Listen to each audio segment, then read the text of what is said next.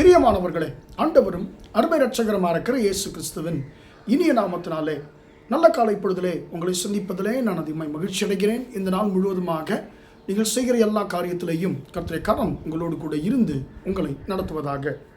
அன்பார்ந்த பிள்ளைகளே, சங்கீதங்களின் புஸ்தகம் 22ஆம் சங்கீதம் 5ஆம் வசனத்தினுடைய 2வது பாகம் இப்படியாக சொல்லுகிறது: உம்மை நம்பி வெட்கப்பட்டு போகாதிருந்தார்கள், உம்மை நம்பி வெட்கப்பட்டு போகாதிருந்தார்கள் என்றதான வார்த்தையை நாம் இந்த இடத்துல வாசிக்கிறோம். யாரை நம்பினார்கள்? இந்த சங்கீதக்காரன் யாருடைய நம்பிக்கை குறித்து அல்லது யார் மேல் வைத்த நம்பிக்கை குறித்து அவர் சொல்லுகிறார்? அவர் தங்களுடைய முற்பிதாக்களை குறித்து அவர் சொல்லுகிறார். அவருடைய முற்பிதாக்கள் கர்த்தர் மேல் வைத்ததான நம்பிக்கை குறித்து அவர் சொல்லுகிறார். அன்பார்ந்த பிள்ளைகளே, அவருடைய முற்பிதாக்கள் நாம் எடுத்துக்கொள்ளும் பொழுது ஆபிரகாம் காலம் முதற்கொண்டு எல்லாமே அவருடைய முற்பிதாக்கள் தான்.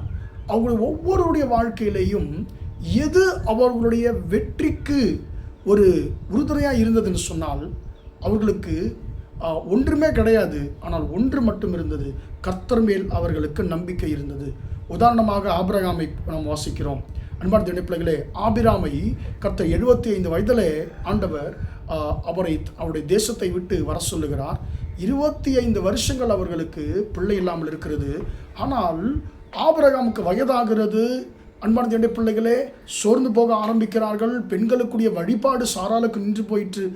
அந்த நேரத்திலையும் அவர்கள் வாழ்க்கையில் எப்படி வாக்குத்தத்தங்கள் நிறைவேறினது என்று சொன்னால் நம்பிக்கை, கர்த்தர் மேல் அவர்களுக்கு இருந்ததான நம்பிக்கை தான் அவர்கள் வாழ்க்கையிலே சூழ்நிலைகள் எல்லாமே அவர்களுக்கு அனுகூலமாக இராமல் போனாலும் கர்த்தர் மேல் அவர்களுக்கு இருந்ததான நம்பிக்கை மட்டும்தான் அவர்கள் வாழ்க்கையிலே அவர்கள் வெட்கப்பட்டு போகாதபடிக்கு அவர்களை பாதுகாத்தது. அன்பார்ந்த பிள்ளைகளே, இப்படி ஈசாக்குடைய வாழ்க்கையிலையும் யாக்கோபுடைய வாழ்க்கையில் இப்படி எல்லாருடைய வாழ்க்கையிலையும் நாம் பார்க்கும் பொழுது கர்த்தர் மேல் வைத்தவர்கள் நம்பிக்கையினால தான் அவர்கள் ஜெயித்தார்கள் சொல்லி நாம் வாசிக்க முடியும். அன்பார்ந்த அடிப்படையில் எசேக்கியா ராஜாவை குறித்து நாம் 2 ராஜாக்கள் புஸ்தகத்தில் நாம் 18ஆம் அதிகாரத்தில் நாம் வாசிக்கிறோம். இஸ்ரவேலின் தேவனாகிய கர்த்தர் மேலே அவன் வைத்த நம்பிக்கையிலே அவனுக்கு பின்னும் அவனுக்கு முன்னும் யாருமே இல்லை என்று சொல்லி எசேக்கியா ராஜாவுடைய நம்பிக்கை குறித்து நாம் 2 ராஜாக்கள் 18ஆம் அதிகாரத்தில் நாம் வாசிக்க முடியும். அந்த அளவுக்கு கர்த்தரை அதிகமாக நம்பினவர் எசேக்கியா ராஜா. இப்பொழுது அவருடைய நம்பிக்கை, கர்த்தர் மேல் அவருக்கு இருக்கக்கூடிய நம்பிக்கை கேள்வி கேட்கப்படுகிறது. 19ஆம் அதிகாரத்தில் நாம் வாசிக்கும் பொழுது, அன்பார்ந்த பிள்ளைகளே, அசீரியா ராஜாவுடைய வேலைக்காரர்கள் வந்து அசீரியா ராஜாவுடைய வார்த்தைகளை அந்த எசேக்கியா ராஜாவுக்கு சொல்லுகிறார்கள்.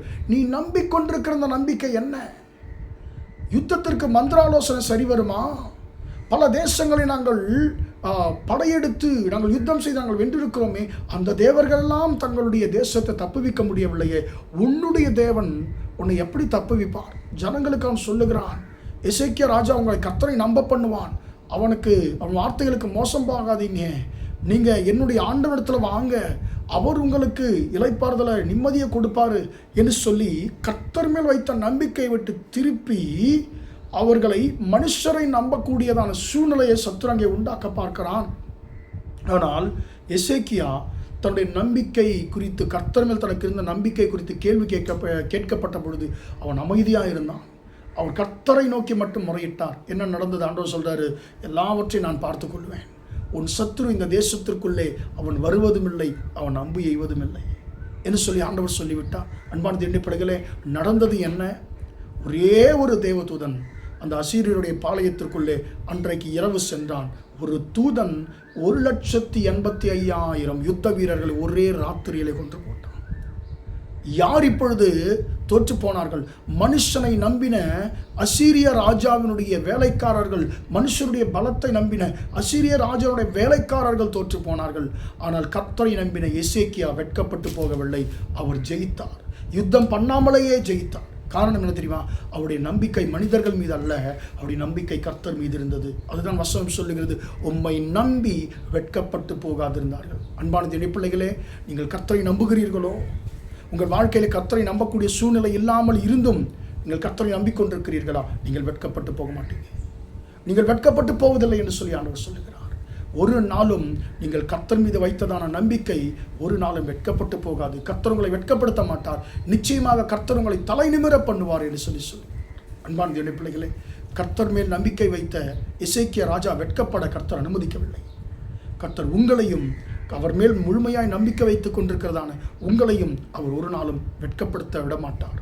அன்பான தேவனுடைய நிச்சயமாக அவர் அற்புதமான முறையிலே உங்களுக்காக கிரியைகளை செய்து கர்த்தர் உங்களை தலை நிமிர பண்ணுவார்.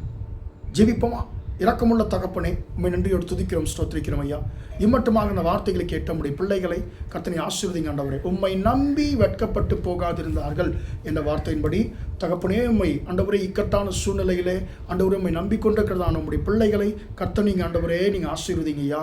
தகப்பனே, நம்முடைய பிள்ளைகளும் மேல் வைத்திருக்கிற நம்பிக்கை கேள்வி கேட்கப்படும் பொழுது ஆண்டவர் அந்த நம்பிக்கை இழந்து போகாதபடிக்கு அந்த நம்பிக்கையில் உண்மையில் அவர்களுக்கு இருக்கிற நம்பிக்கையில் அவர்கள் இன்னும் உறுதியாக இருக்கக்கூடிய அந்த கிருபையை கர்த்தரில் கொடுக்கும்படியாக நான் ஜெபிக்கிறேன். ஆண்டவரே, நம்முடைய பிள்ளைகளை தகப்பன் ஆண்டவரை இடர பண்ண முற்படுகிற எல்லா விதமான சத்துருடைய கிரியைகள் இயேசுவின் நாமத்தில் அழிக்கப்படட்டும் என்று சொல்லி ஜெபிக்கிறேன்.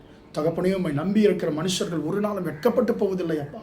ஆண்டவரே, இன்னும் உறுதியாய் ஆண்டவரே மேல் வைத்திருக்கிற நம்பிக்கையில் அவர்கள் முன்னேறி செல்ல ஆண்டவரே உம்முடைய பிள்ளைகள் ஒவ்வொருவருக்கும் கிருபை தந்து நடத்தும்படியாக ஜெபிக்கிறேன்.